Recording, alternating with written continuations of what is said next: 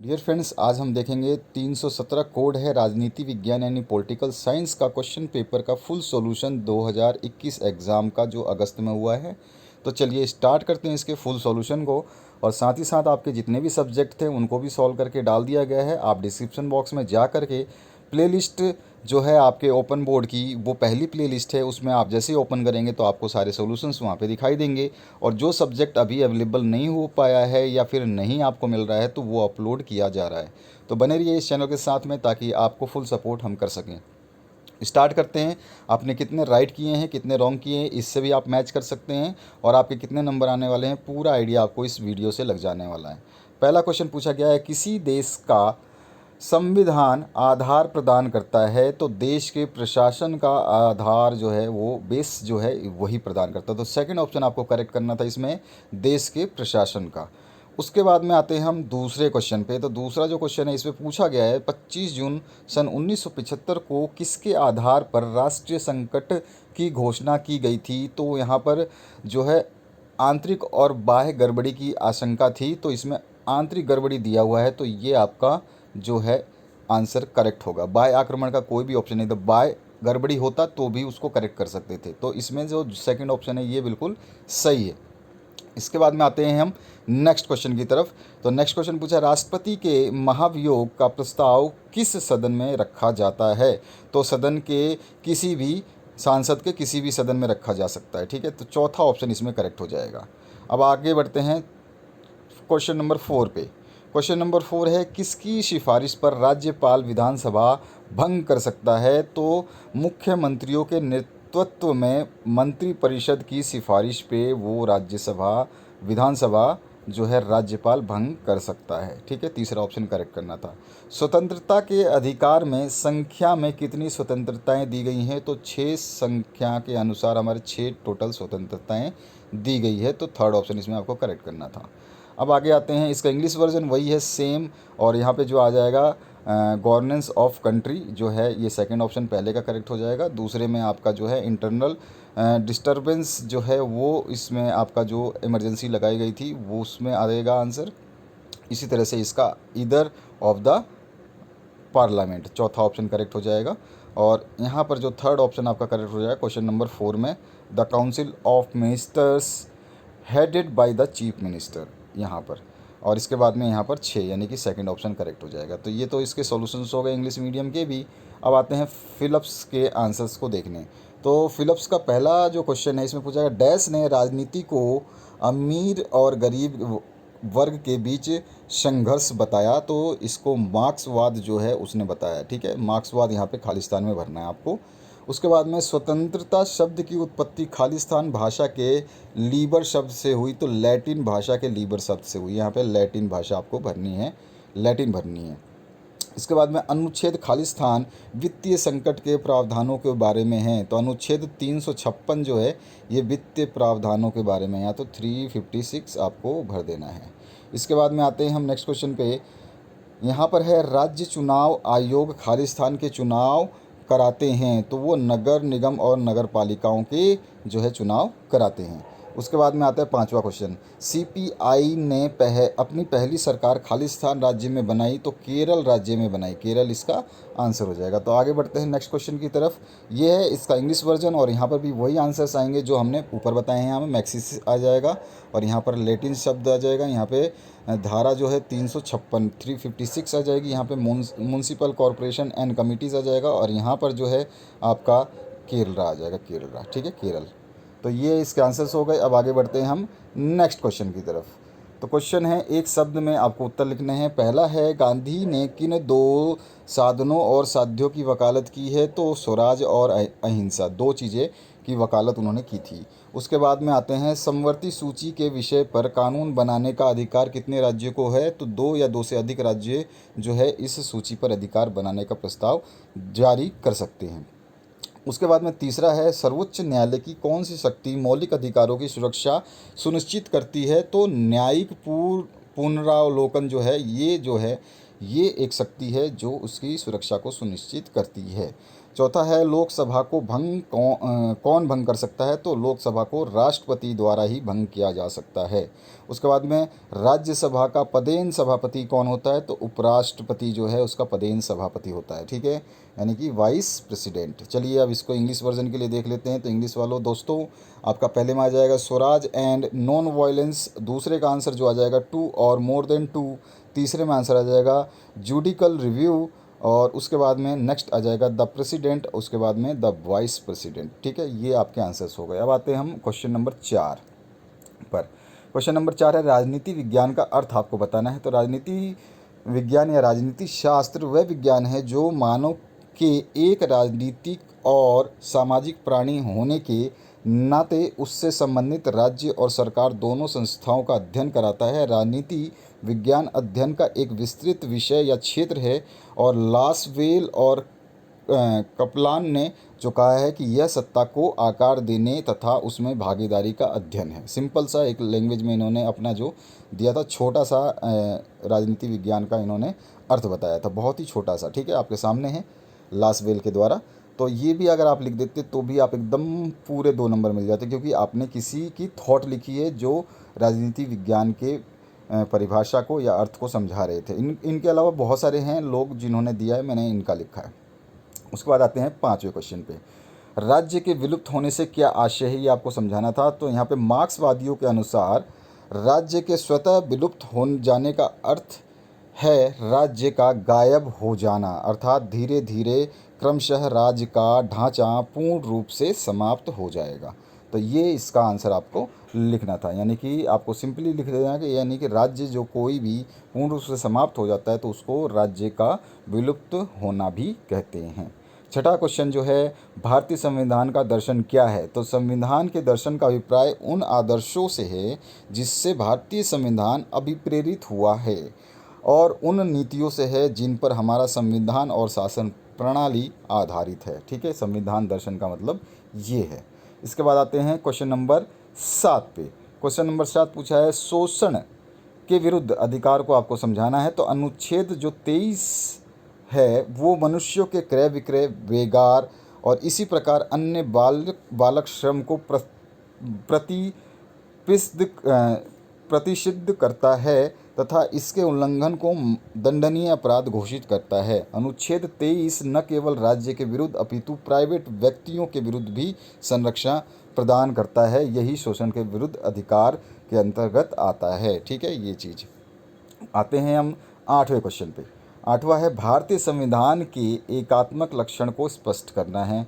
तो भारतीय संविधान के एकात्मक लक्षण में एकल नागरिकता, नए राज्यों के निर्माण संबंधी शक्ति संसद के पास होना, अखिल भारतीय सेवाओं में केंद्र का एकाधिकार, राज्यपाल की नियुक्ति राष्ट्रपति के द्वारा और राज्य सूची पर केंद्र की विधि बनाने की शक्ति का होना, आपातकालीन उपबंध इत्यादि आते हैं, ठीक है।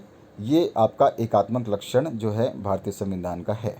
उसके आगे चलते हैं 9वें क्वेश्चन पे। सरकारी विधेयक किसे कहते हैं। तो सरकारी विधेयक कार्यपालिका द्वारा संसद में पेश किए जाते हैं, अर्थात इस विधेयक को संसद में मंत्री द्वारा पेश किया जाता है और यह सरकार की नीतियों को जो है प्रदर्शित करती है। ये सरकारी विधेयक होता है। उसके बाद में आते हैं 10वें क्वेश्चन पे। मौलिक अधिकार एवं राज्य के नीति निर्देश सिद्धांतों के पारस्परिक संबंध को वर्णन आपको करना है। तो इसमें आ जाएगा इन दोनों में गहरा संबंध है। मौलिक अधिकार जहां राजनीतिक लोकतंत्र की स्थापना करते हैं, वहीं नीति निर्देश सिद्धांत आर्थिक एवं सामाजिक लोकतंत्र की कोई भी सरकार नीति निर्माण एवं योजना बनाने में इसकी अवहेलना नहीं कर सकती, क्योंकि सरकार अपने कार्यों के लिए आम जनता के प्रति उत्तरदायी होती है। यद्यपि इन सिद्धांतों के पीछे कानूनी स्वीकृति नहीं है, परंतु अंतिम स्वीकृति लोगों की ही होती है। कोई भी जो सत्तारूढ़ दल यदि इन सिद्धांतों पर अमल नहीं करता तो जनता उसे दोबारा सत्ता में आने से रोक सकती है। इस तरह हमारा संविधान मौलिक आधारों एवं नीति निर्देश सिद्धांतों के बीच संश्लेषण कायम करता है और दोनों एक साथ संविधान के मूल तत्व हैं। ये है इसका करेक्ट राइट आंसर। आते हैं 11वें क्वेश्चन पे। न्यायिक पुनरावलोकन किसे कहते हैं? तो न्यायिक पुनरावलोकन का अर्थ है किसी भी निर्णय की समीक्षा करना। न्यायिक पुनरावलोकन से तात्पर्य है न्यायालय की उस शक्ति से है जिस शक्ति के बल पर वह विधायिका द्वारा बनाए गए कानून, कार्यपालिका द्वारा जारी किए गए आदेशों तथा प्रशासन द्वारा किए गए कार्यों की जांच करती है कि वह मूल ढांचे के अनुरूप है या नहीं। यानी कि सिंपली क्या है, उसका निर्णय का जो उसने जो भी किया है उसकी समीक्षा करना है, उसमें कमी या जो भी बुराइयां हैं या फिर उसमें जो भी इम्प्रूवमेंट हो सकते हैं उसको देखना है। 12वां क्वेश्चन है राज्यपाल की नियुक्ति किस प्रकार होती है? तो इसको हम कर सकते हैं प्रत्येक राज्य का राज्यपाल देश के केंद्रीय मंत्रिमंडल की सिफारिश पर राष्ट्रपति द्वारा नियुक्त किया जाता है एवं यह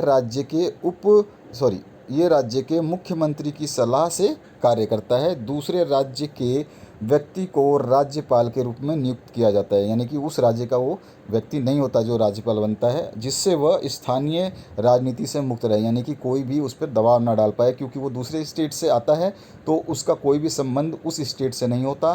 तो कोई भी राजनीतिक दल या कोई भी सत्ताधारी पार्टी या कोई बाहुबली उसके ऊपर कोई भी प्रभाव नहीं डाल सकता है, उसका कोई भी लिंक वो नहीं जानता है, उसके परिवार को, उसके पूरे ख़ानदान को, किसी को भी वो कहीं से भी नहीं जानता है। आगे बढ़ते हैं। और कोई रिश्तेदारी नहीं होती कि हाँ, वो रिश्तेदारी के चक्कर में अपना काम निकलवा ले। 13वां क्वेश्चन है शहरी स्थानीय शासन क्या है? तो भारत में शहरी स्थानीय शासन शब्द का आशय लोगों द्वारा अनेक चुने हुए प्रतिनिधियों के माध्यम से किसी शहरी क्षेत्र के शासन से है, और ग्रामीण क्षेत्रों में इसे पंचायती राज व्यवस्था के नाम से जाना जाता है तथा शहरों में शहरी स्थानीय शासन या शहरी स्थानीय शासन जो है बोला जाता है। और मुख्यतः ये 3 प्रकार का होता है, जिसमें नगर निगम, नगर पालिका और नगर पंचायत आदि आते हैं। ठीक है, आगे बढ़ते हैं 14वें क्वेश्चन पे। अवसर की समानता का क्या अर्थ है? तो सरल समझें अगर भाषा में, तो अवसर की समानता का अर्थ है कि उन सभी अवरोधों को दूर करना जो व्यक्तिगत आत्मविकास में बाधा डालते हैं। अर्थात अगर इसका अर्थ बोलें तो कि पेशे या व्यवसाय प्रतिभावान व्यक्ति के लिए ही खुले होने चाहिए, इसका मतलब ये है। और तरक्कियां जो है योग्यताओं पर आधारित होनी चाहिए। जो योग्य व्यक्ति है उसी की तरक्की होनी चाहिए। ऐसा नहीं कि कोई बैठा हुआ है काम नहीं करता, उसको भी आपने जीएम बना दिया और मंत्री बना दिया, तो कोई फ़ायदा नहीं है। तो इस तरह से अवसर की समानता का जो अर्थ है विस्तृत रूप से 4 नंबर का क्वेश्चन है, तो थोड़ा सा आपको इसमें ज़्यादा लिखना है। जैसे जैसे मार्क्स बढ़ते जाएंगे वैसे वैसे क्वेश्चंस के जो आंसर्स हैं वो बड़े होते जाएंगे। तो यहाँ पे वीडियो को पॉज करके इस पूरे को आप पढ़ लेंगे तो आपको सारा समझ में आ जाएगा। इसके अलावा आप जो है नेक्स्ट क्वेश्चन देखेंगे तो उसमें हम समझाते हैं आपको क्या मार्क्सवाद आज भी प्रासंगिक है, इसको भी स्पष्ट करना है। 4 नंबर का क्वेश्चन है, तो इसको भी हमने यहाँ पर पूरा का पूरा जो है कंप्लीट किया हुआ है। आप देख सकते हैं ऑन स्क्रीन, पॉज करिए, आराम से पढ़िए, समझिए, आपको सारा समझ में आ जाएगा। इसी जैसा मिलता जुलता, ये नहीं कहूँगा कि एग्जैक्ट जो वर्ड्स यहाँ लिखे गए हैं ऐसे ही आपको आंसर्स देने हैं किसी भी क्वेश्चन के। एक से आपके जो भी बड़े क्वेश्चन है जिसको आपको राइटिंग में लिखना है, एमसीक्यूज और फिलअप्स की बात नहीं कर रहा, उसमें तो जो ऑप्शन आता है वही आएगा। लेकिन जो आपके लिखने वाले क्वेश्चन है, सब्जेक्टिव क्वेश्चन है, इसमें आप 2-4 वर्ड 10 वर्ड भी इधर उधर कर सकते हैं, लेकिन जो मीन है वो लास्ट में एक जैसा ही निकलना चाहिए, तो आपका पूरा आंसर सही हो जाएगा। इसमें ऐसा नहीं है कि आप बिल्कुल ऐसे लैंग्वेज को यूज़ करें जो किताब में छपी हुई हैं, ऐसा ज़रूरी नहीं है। तो ये है आपका मार्क्सवाद का जो रिवेलेंट कैसे है, ये मार्क्सवाद जो है आज भी प्रासंगिक है, स्पष्ट करना है। तो इस तरह से ये आपका पूरा का पूरा है। और इसके आगे का वर्जन में जो आगे का जो सॉल्यूशन है वो भी बता देता हूँ। 4 नंबर का क्वेश्चन है तो थोड़ा सा बड़ा इसको लिखना होता है। जो आपके बुक में आंसर है वही ये आंसर है। आपने बुक से अपने पढ़ा होगा और आपने जो एग्ज़ाम दिए होंगे काफ़ी अच्छा गया होगा, मेरी यही उम्मीद है आप लोगों से।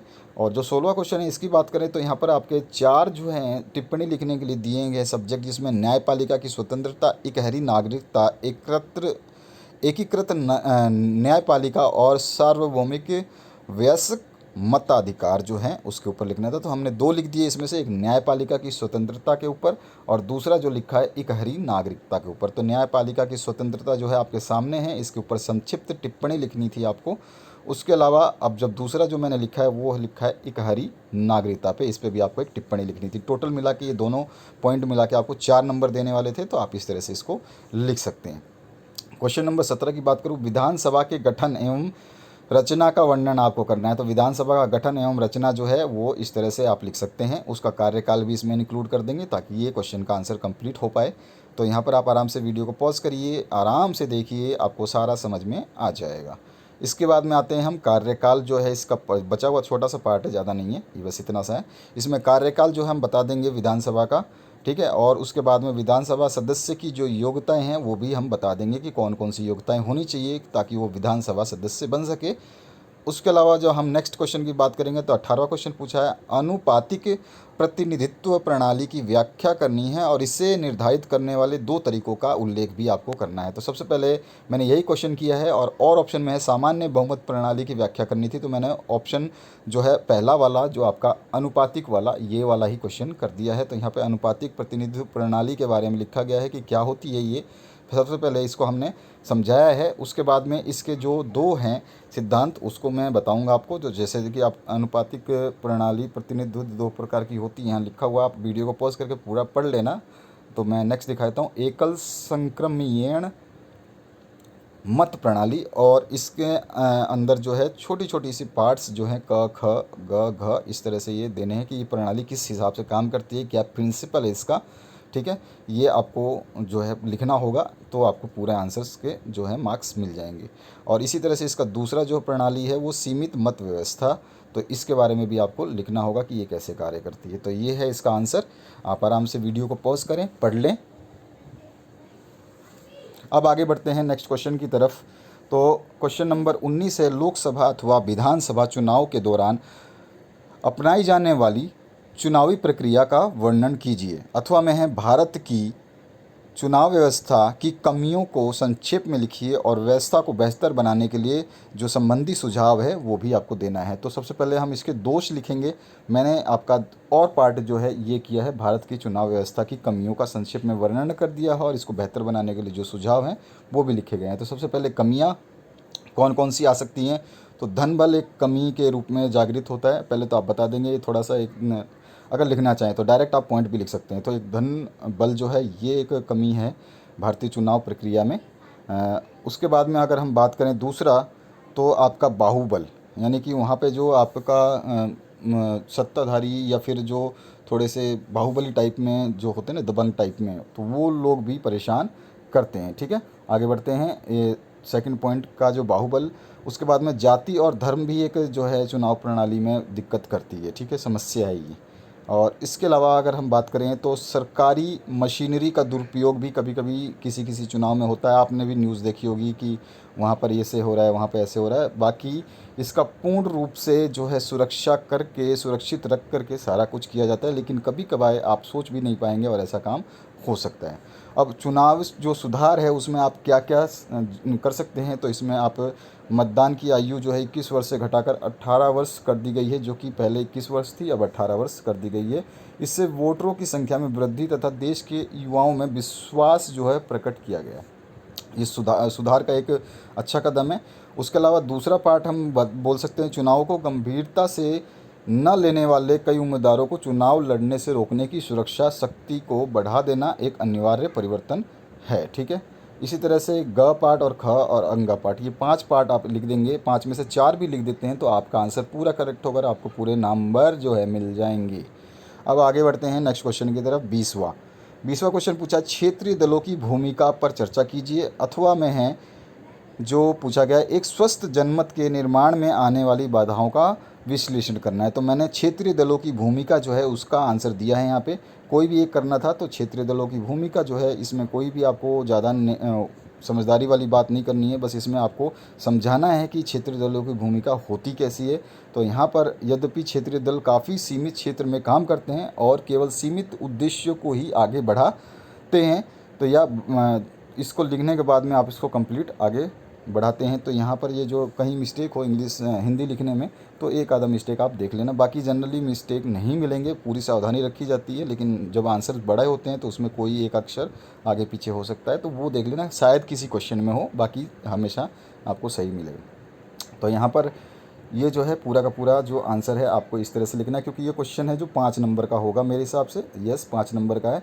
तो इस 5 नंबर के क्वेश्चन को आपको 5 नंबर के हिसाब से लिखना है। तो सबसे पहले तो आप यहाँ तक देख सकते हैं, इस वीडियो को पॉज करके पढ़ लीजिए। स्क्रीनशॉट लेना चाहें तो स्क्रीनशॉट ले सकते हैं। उसके अलावा जो इसका बचा हुआ पार्ट है वो यहाँ पर है। तो ये पार्ट कंप्लीट होगा तो मैं अभी नीचे आपको दिखाता हूँ। इसको पढ़ने में टाइम वेस्ट होगा मेरा भी। आप आराम से वीडियो को पॉज करिए, समझिए, एक बार पढ़िए, क्योंकि ये आपके काम की है। मैं केवल सॉल्यूशन बना रहा हूँ, आपको एक फैसिलिटी प्रोवाइड कर रहा हूँ, उसके आंसर्स प्रोवाइड कर रहा हूँ, ताकि आपको कोई दिक्कत ना रहे और आपका समय भी बचे।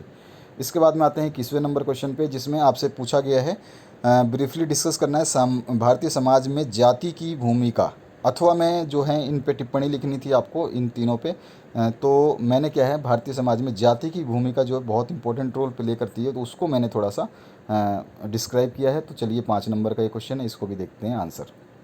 तो भारतीय समाज में जाति की भूमिका जो है किस प्रकार से अदा करती है, ये हमें पॉइंट वाइज या फिर जैसे सारांश रूप में या पैराग्राफ रूप में आप लिख सकते हैं।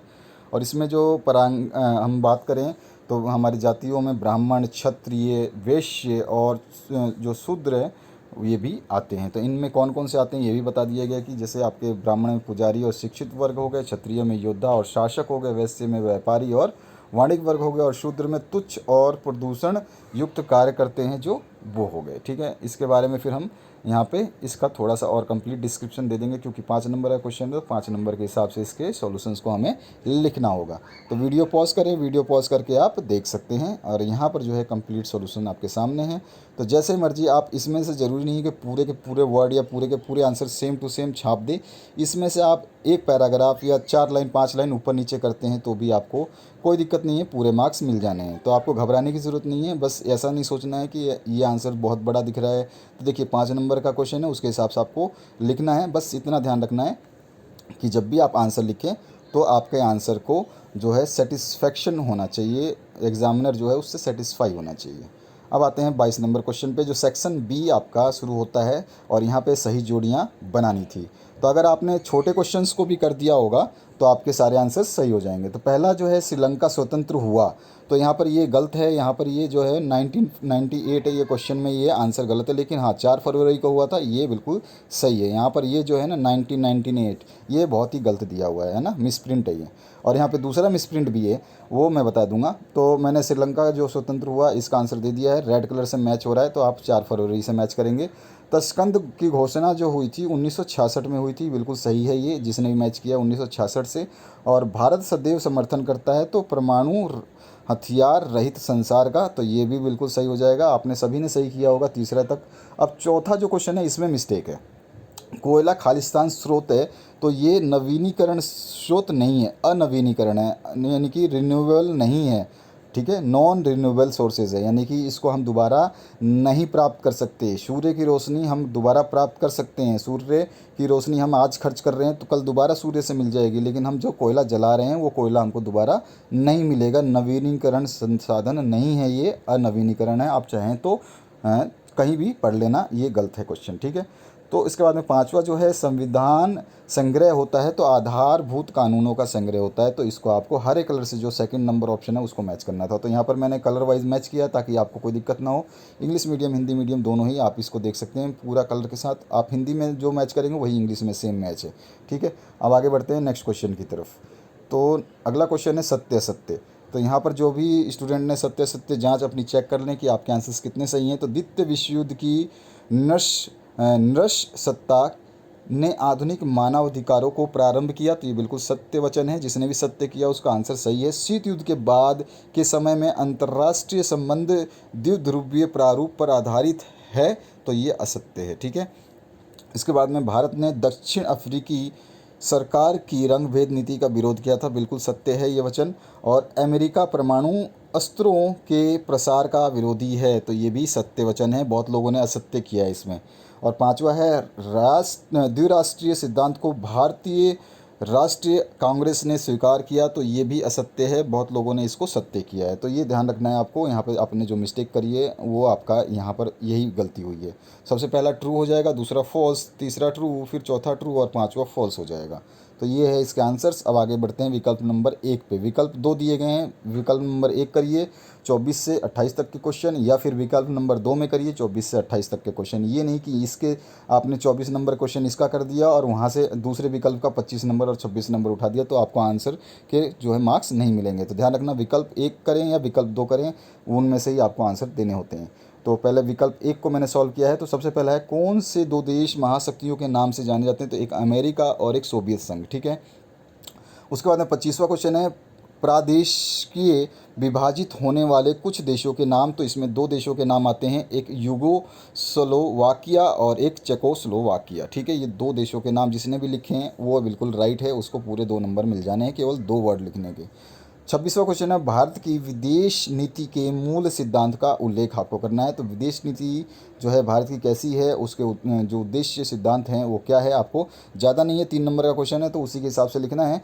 और इसमें जो विदेश नीति है उसमें 3-4 चीज़ें आती हैं, जिसमें पंचशील गुट निरपेक्षता पहला पॉइंट, दूसरा है औपनिवेशिक विरोध, तीसरा साम्राज्यवाद विरोध, रंग भेद विरोध, ठीक है, की नीति, और चौथा है आपका संयुक्त राष्ट्र संघ की को जो है मजबूत करना। तो ये 4 जो मैंने अभी आपको लाइन से लगाए हैं, ये 4 पूरा कंप्लीट है। ये कॉमा लगा दिया ना, तो कॉमा से कोई दिक्कत डरने की बात नहीं, ये पूरा एक साथ है। तो 1 नंबर, 2 नंबर, 3 नंबर यहाँ तक और 4 नंबर, इनके बारे में आप एक एक लाइन लिखना चाहें तो लिख सकते हैं। अगर आप इतना भी लिखते हैं तो आपको मार्क्स मिल जाने हैं, ठीक है। इसमें व्याख्या यानी उल्लेख करने के लिए बोला गया है, तो उल्लेख आपको करना है तो एक एक लाइन लिख सकते हैं। बाकी 3 नंबर का क्वेश्चन ज़्यादा लिखने की आवश्यकता नहीं है। नाभिकीय मामलों के संदर्भ में भारत अमेरिका के संबंधों का वर्णन आपको करना है। तो नाभिकीय मामलों में अमेरिका ने कनाडा की भांति ही भारत में परमाणु संयंत्र की स्थापना में सहायता की, ठीक है। तो इसके बारे में थोड़ा सा ये लंबा चला था और बाद में फिर इसको सही कर दिया गया था और जो है आपका भारत अमेरिका के संबंध सही हो गए थे। तो इसको आप पढ़ सकते हैं आराम से, पूरा का पूरा वीडियो को पॉज करिए, आराम से एक एक लाइन पढ़ेंगे तो आपको पूरा कंप्लीट समझ में आ जाएगा, ठीक है। इसमें जो तारीखें हैं वो यानी कि सन जो दे रखे हैं आपको, ईयर, वो बहुत इंपॉर्टेंट है, उनको ज़रूर आपको लिखना है। तो ये आपका आंसर हो जाएगा करेक्ट, पूरा का पूरा सॉल्यूशन यहाँ पर आपका जो है कंप्लीट मिलेगा आपको। देख लीजिए 1978 से लेकर लास्ट तक जिम्मेदार राष्ट्र मानता है, यहाँ तक ये सॉल्यूशन है इसका। अब आते हैं 28वें क्वेश्चन पे। 28वां क्वेश्चन है, विकास के लिए मुख्य वित्तीय एजेंसी के रूप में विश्व बैंक के क्रियाकलापों की विवेचना करनी, यानी कि विश्व बैंक ने क्या क्या काम किए हैं विकास के लिए, उस तरह से आपको बताना है। तो यहाँ पर हमने विकास के लिए जो पूंजी प्राथमिक कारक है और संयुक्त राष्ट्र की सबसे महत्वपूर्ण वित्तीय एजेंसियाँ जो हैं उसमें आपका विकास बैंक जो कि IRBD आ जाता है, उसके अलावा विश्व बैंक, अंतर्राष्ट्रीय मुद्रा कोष जो IMF आ जाता है, ये सारी की सारी चीज़ें आ जाती हैं। और इसे उसके बाद में इसको ब्रेटन वुड्स संस्था भी कहा जाता है। इसके बाद में आप इसको लिख देंगे, इसके कौन कौन से कार्य थे वो आप आराम से समझा सकते हैं। विश्व बैंक के द्वारा किए गए जो कार्यात्मक ढांचा है वो आप इस तरह से बताएंगे। तो आप आराम से वीडियो को पॉज करके देख सकते हैं कि कैसे कैसे वो कार्य करता है और उसने क्या योगदान दिया है। तो इस तरह से आप इसको पूरा पढ़ सकते हैं, ठीक है।